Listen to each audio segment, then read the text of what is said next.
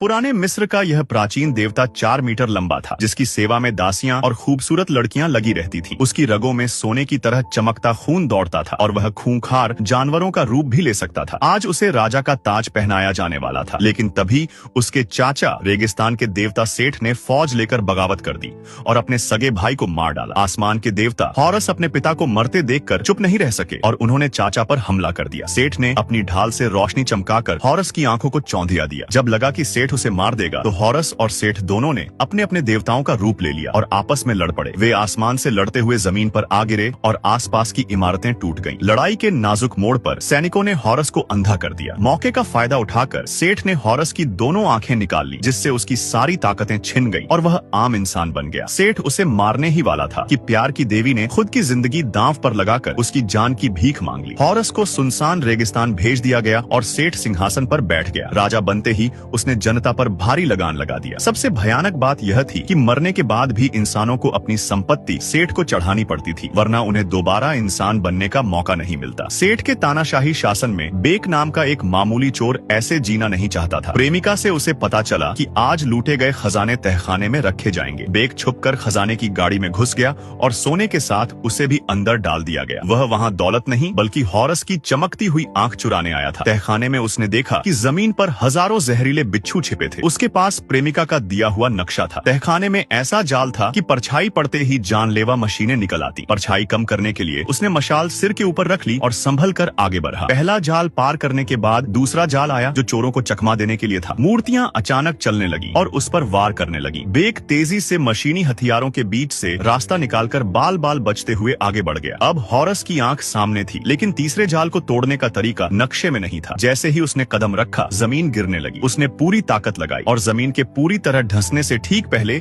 छलांग लगाकर हॉरस की आंख पकड़ ली। देवता की आंख की रोशनी से सारे खौफनाक जीव भाग गए। महल से बाहर आकर उसे पता चला कि उनका प्लान अधिकारियों को पता चल गया है। उसने आंख उठाई, जिसकी रोशनी से सैनिक डरकर गिर पड़े और वह अपनी प्रेमिका को रथ में लेकर वहां से भाग निकला। लेकिन अगले ही पल एक तीर बेक की प्रेमिका के सीने के पार हो गया और उसने दम तोड़ दिया। सदमे में डूबा बेक हॉरस के पास गया और शर्त रखी कि आंख के बदले वह उसकी प्रेमिका को जिंदा कर दे। लेकिन मरे हुए को जिंदा करने की ताकत सिर्फ राजा के पास होती है और हॉरस की ताकत अभी आधी थी। प्रेमिका को जिंदा करने के लिए हॉरस को सेठ को मारकर सिंहासन वापस पाना होगा। फिलहाल हॉरस सिर्फ मौत के देवता अनुबिस को बुलाकर प्रेमिका की आत्मा को परलोक का रास्ता दिखा सका।